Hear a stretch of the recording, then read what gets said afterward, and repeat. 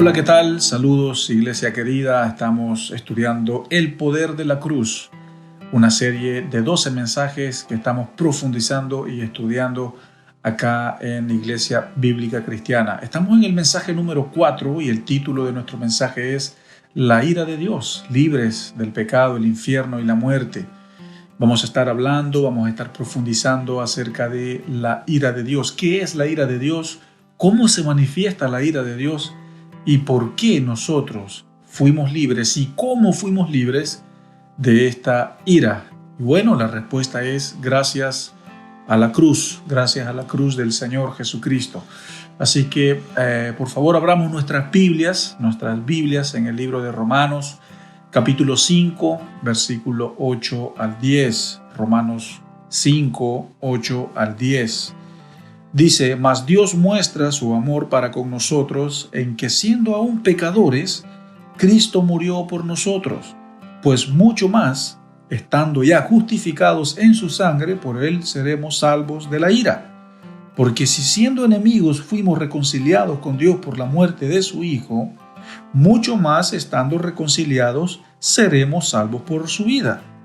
Y no solo esto, sino que también nos gloriamos en Dios por el Señor Jesucristo, por quien hemos recibido ahora la reconciliación. Pablo les está escribiendo a los romanos en el capítulo 5 la necesidad, el entendimiento de la justificación. Y nosotros hoy en día también estamos hablando acerca de esto, cómo nosotros hemos sido librados y salvados de la ira de Dios, porque la ira de Dios es algo que es parte, es un atributo de Dios, es una emoción de Dios, es algo. Dios se frustra, se pone furioso por el pecado, por la maldad, por la rebelión. Entonces el pecado, la maldad y la rebelión enciende la ira del Señor, pero gracias al sacrificio de Jesús, nosotros hemos sido salvos de esa ira. La palabra ira tiene 3 significados. El primero, como emoción y atributo de Dios. El segundo, como juicio de Dios. Y el tercero, la ira, que es considerada pecado si está en el hombre. Un hombre, un cristiano, no es que no puede enojarse, claro que puede enojarse, eso es una emoción inevitable, pero lo que estamos refiriéndonos es de que una persona no puede vivir en ira. No puede ser una persona iracunda, que le grita a sus hijos, que le grita a su esposo, a su esposa, que le grita a las personas, que es una persona amargada, que pasa rabias y rabias todos los días, porque eso es considerado como pecado. Entonces tenemos estos 3 significados de la ira: como emoción y atributo de Dios, como juicio de Dios y como pecado si la ira está en el hombre. Así que hablemos primeramente el punto 1. Ira como emoción o como, ¿no es cierto?, enojo de parte de Dios. Bueno, la ira se describe como la furia de Dios. Esto nosotros lo vemos en Números 32:10 hasta el 13. Lo vemos también en Zacarías 7:12.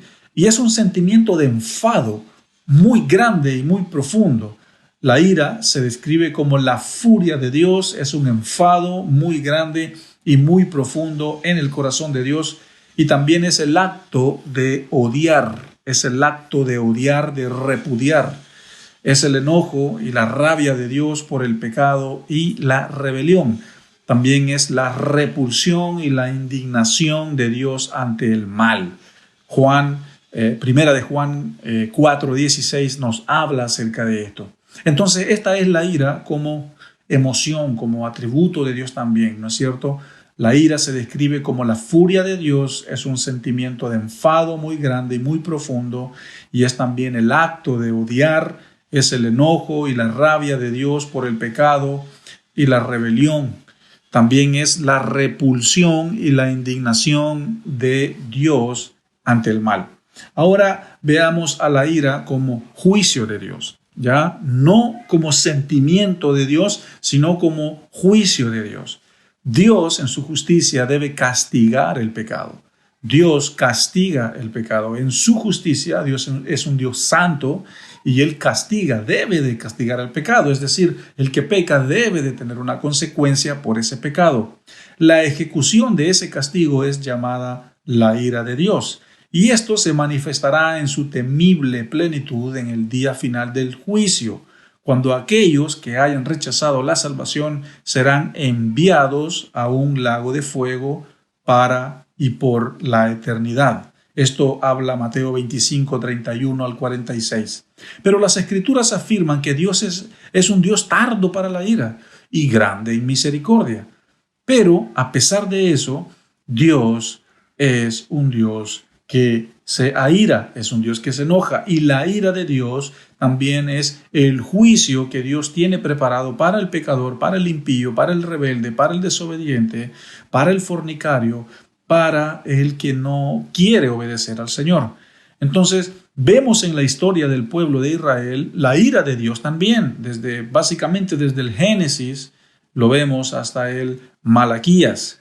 La ira de Dios lo vemos en la historia de Israel, cómo se encendió con los juicios, mandando castigo, mandando plagas, abriendo la tierra, mandando enfermedades, y también cómo la ira de Dios se encendió sobre el pueblo de Israel, llevándolos también a un exilio.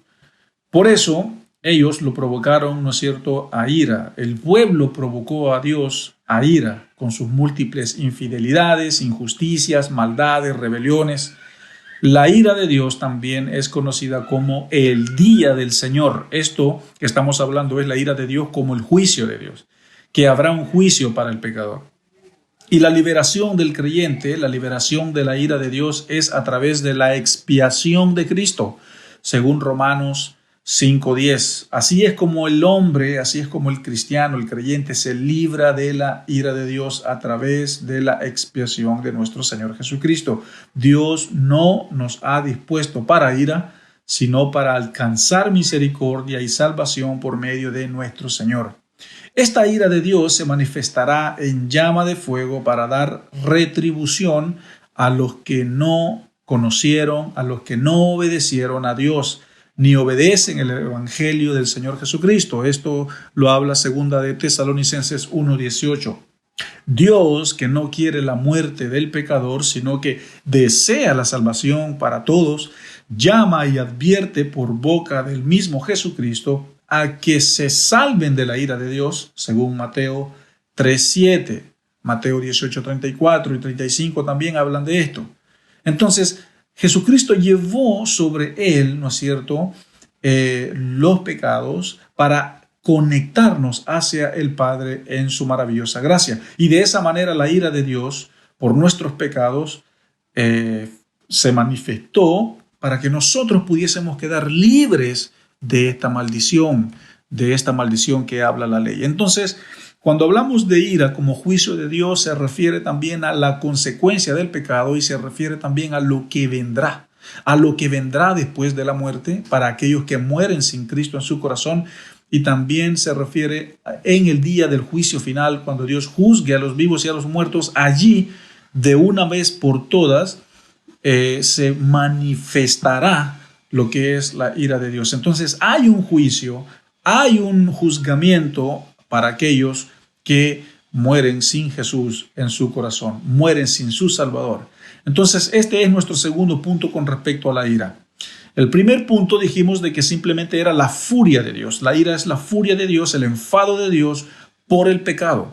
Y acabamos de hablar que la ira de Dios es también el juicio de Dios, lo que va a venir, lo por venir, lo que vendrá después de la muerte, ¿no es cierto?, si la persona muere sin Cristo, sin su Salvador.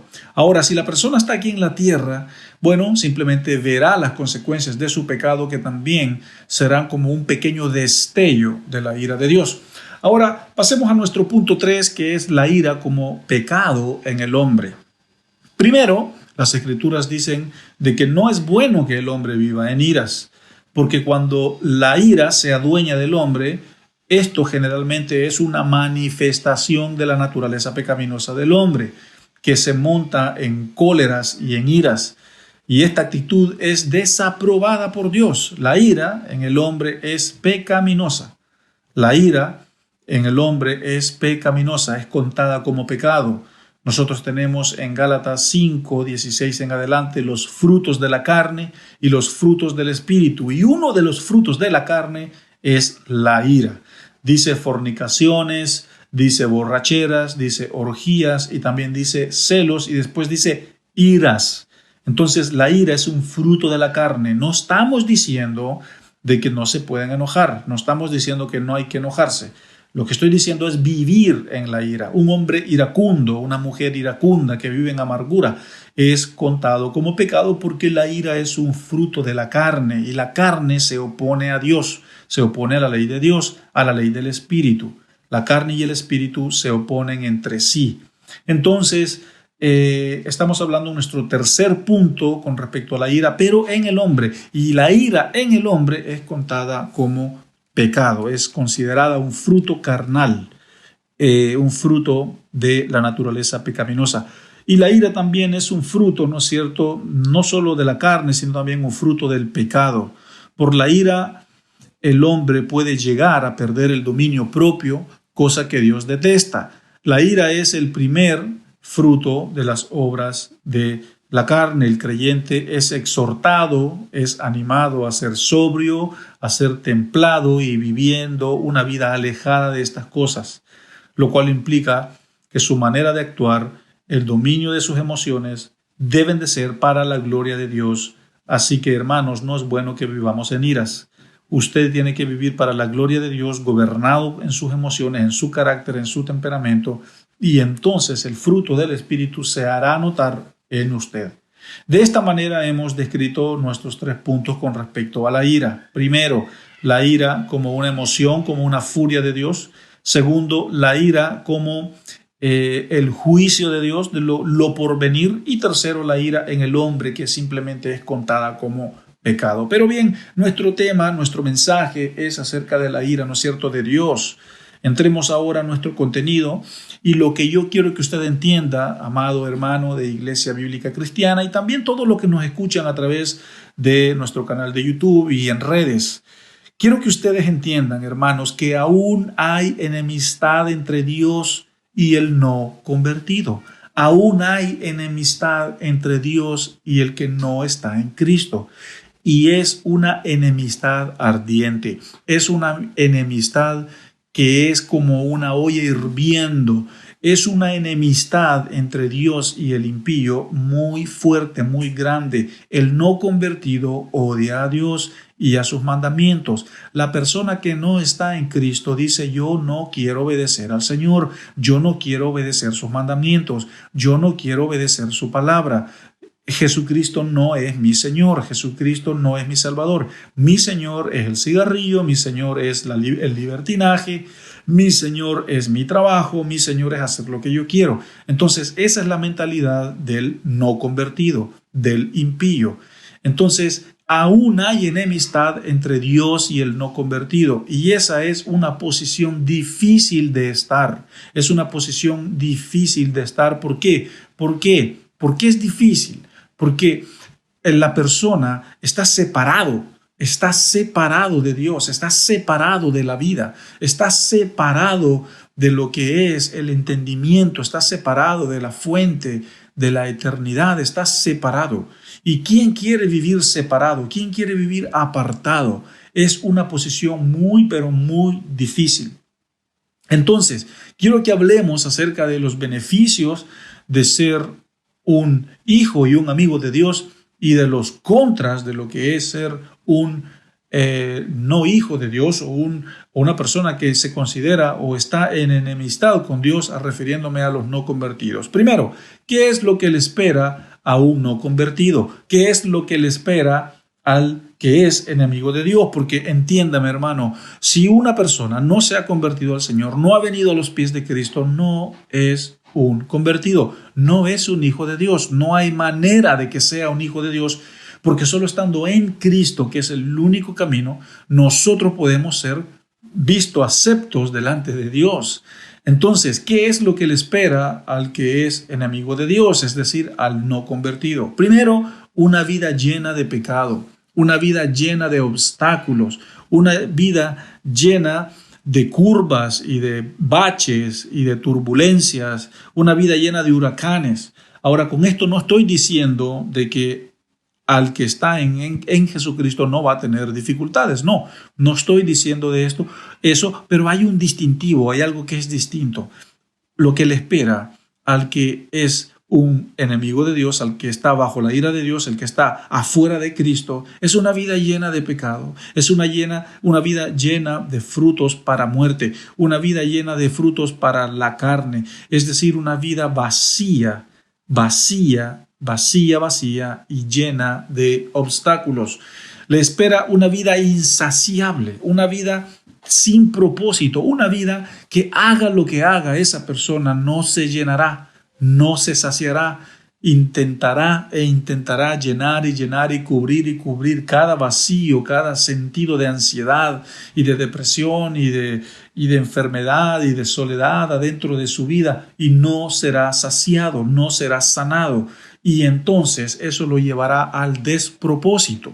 No hay un propósito, no hay un sentido de la vida, y si en caso por alguna razón llega a haber, es momentáneo, no dura, no es permanente, no es como aquel que está en la plenitud, que está en Cristo, que se sienta, puede suspirar profundamente y dice, qué rica es la plenitud en Cristo.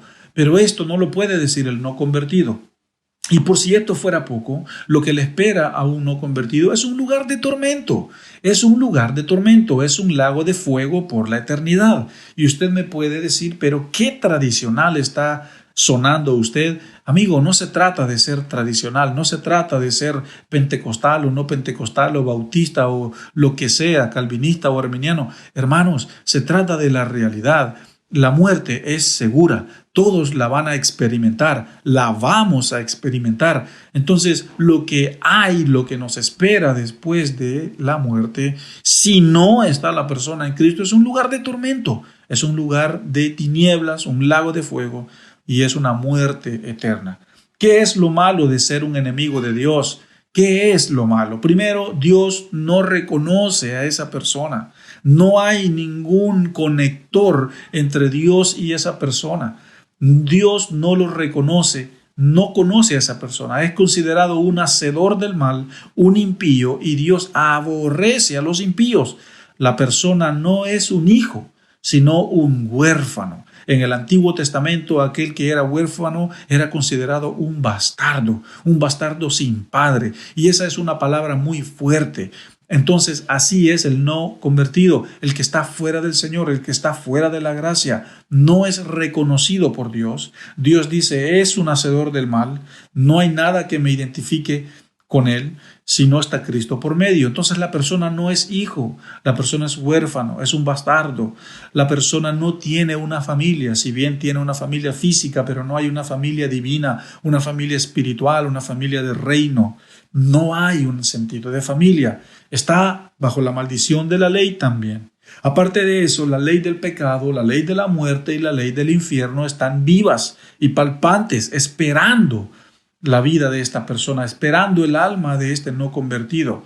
La persona vive en esclavitud, vive en oscuridad, y es una vida de desgracia, una vida de frutos para muerte, y no se puede vivir así. No es vida, eso no es vida, pero eso es, y esta es la vida que le espera al no convertido, aquel que está y es considerado un enemigo de Dios. ¿Por qué? Porque aún hay enemistad entre Dios y el no convertido. Aún hay enemistad entre Dios y el que no conoce, el que no le conoce. Entonces, hagamos el contraste. Estamos hablando de la ira de Dios, recuerde. Hagamos el contraste. ¿Qué es lo que le espera a un hijo o un amigo de Dios? ¿Qué es lo que le espera? Es decir, a nosotros que estamos en Cristo. Bueno, literalmente lo contrario a lo que acabamos de mencionar. No estamos bajo ninguna maldición, no hay ninguna cosa que nos acuse o que nos quiera o pueda separar del amor de Dios. Hemos sido justificados, hemos sido perdonados, no somos esclavos del pecado ni tampoco somos esclavos de ningún otro tipo de ley espiritual. Somos hijos, somos amados. Tenemos un Padre en los cielos y en la tierra, hemos sido salvados, tenemos garantizada la esperanza de la vida eterna, somos una nueva criatura, tenemos un propósito en nuestra vida y vivimos por ese propósito. Y son muchos los beneficios de ser un hijo de Dios, son muchos los beneficios de ser un amigo de Dios. Esa es su posición, esa es mi posición hoy en día. Entonces yo quiero que nosotros hablemos acerca de cómo. Lo que quiero es que sepamos cómo hemos sido libres de la ira y de la furia de Dios. Para entender esto nosotros tenemos que hablar acerca del cáliz, el cáliz.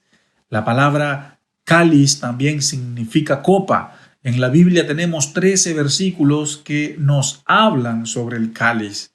Cáliz es la misma palabra, repito, que se usa para copa. Y este cáliz o esta copa es lo que representa la furia, el enfado y la ira de Dios hacia el pecado y hacia la rebelión y por lo tanto al que está en él. Por lo tanto, el que está en el pecado y el que está en rebelión.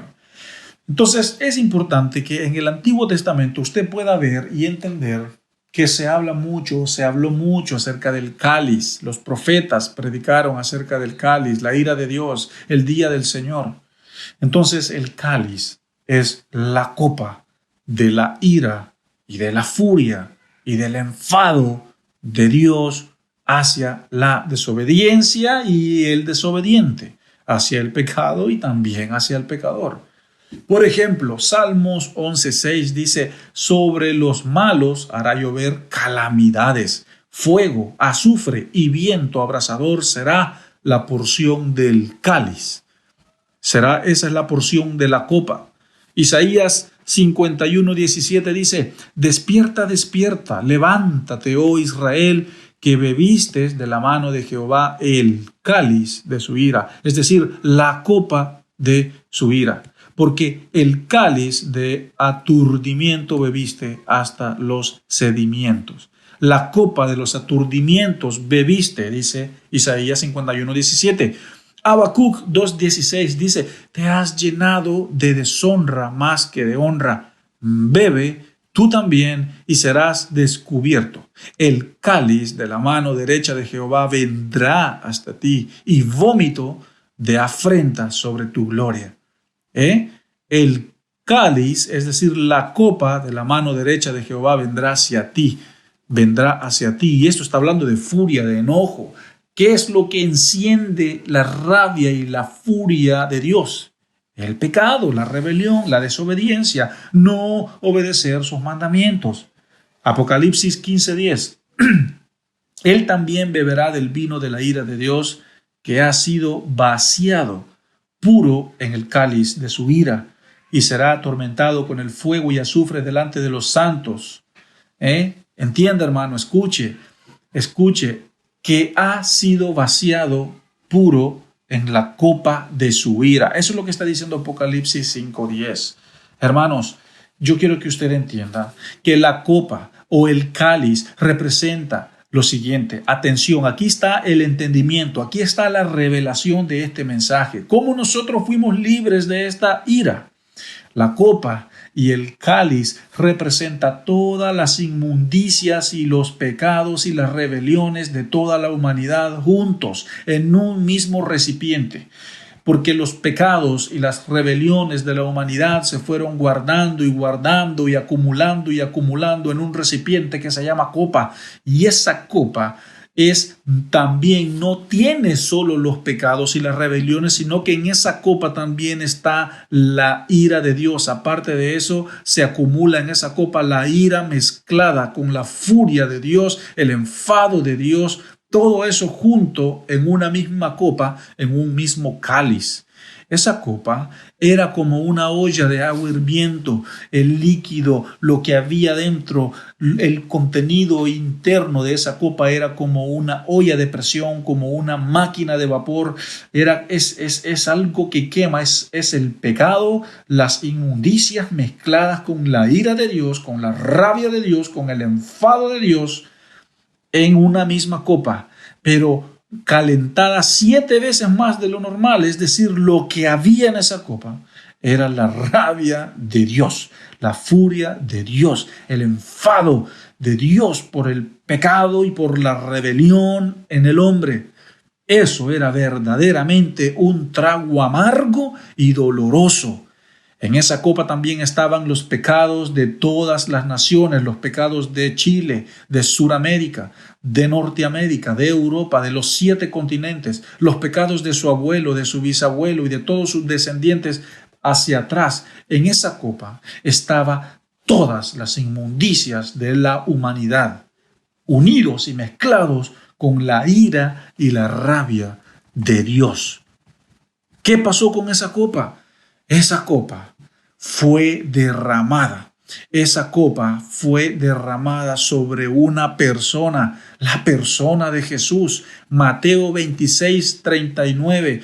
Yendo un poco adelante, se postró sobre su rostro orando y dijo: Padre mío, si es posible, pase de mí esta copa. Pero no sea como yo quiero, sino como tú quieras. No sea mi voluntad, sino tu voluntad. Iglesia, la cruz nos salvó de la ira de Dios.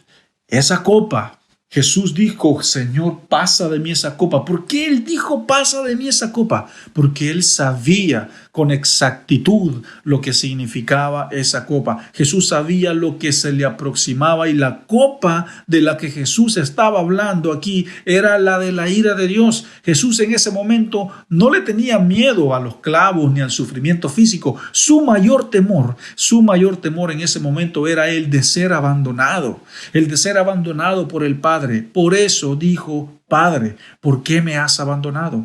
Vemos los gritos del abandono, vemos los gritos y los lamentos del abandono. Así se siente un hijo cuando es abandonado por un padre. Esa es la herida más grande y la herida más profunda de la vida de una persona, de la vida de un niño. Ser abandonado, crecer sin su figura más importante en su vida, su padre. Pero no estamos hablando de esto. Solo fue una señal. Esto fue solo el grito del abandono, de decir: voy a ser abandonado porque la copa de la ira de Dios será vertida sobre mí. Los pecados, así como el macho cabrío, el día de la expiación, los 2 machos cabríos, se le echaban los pecados del pueblo, y ese macho cabrío se sacaba del campamento sacando todos los pecados del pueblo. Entonces así fueron echados todos los pecados y todas las inmundicias sobre el Cordero perfecto que fue Jesucristo, y Dios, su ira, su rabia fue descargada como una descarga eléctrica de 50,000 millones de voltios, y fue descargada de una vez por todas esa ira, y el Padre lo abandonó, y por eso Él dijo: ¿por qué me has abandonado? Porque tenía que ser abandonado para que la ira de Dios fuera aplacada, y de esa manera el hombre y Dios fuesen reconciliados. Eso es lo que significa la copa de la ira de Dios. Hermanos, no fue la voluntad de Cristo, fue la voluntad del Padre, y tuvo que suceder. Tuvo que pasar, tenía que suceder, era necesario que sucediera, porque ahora nosotros tenemos, y nosotros ahora tenemos la bendición de ser hijos de Dios. Si esto no hubiese sucedido, no hubiésemos tenido la bendición de ser hijos de Dios. Si esto no hubiese sucedido, usted y yo no estuviéramos sentados acá, reunidos, escuchando la palabra de Dios. Para que nosotros estuviésemos acá, esto tenía que suceder. Nosotros ya no estuviéramos en las manos de un Dios airado.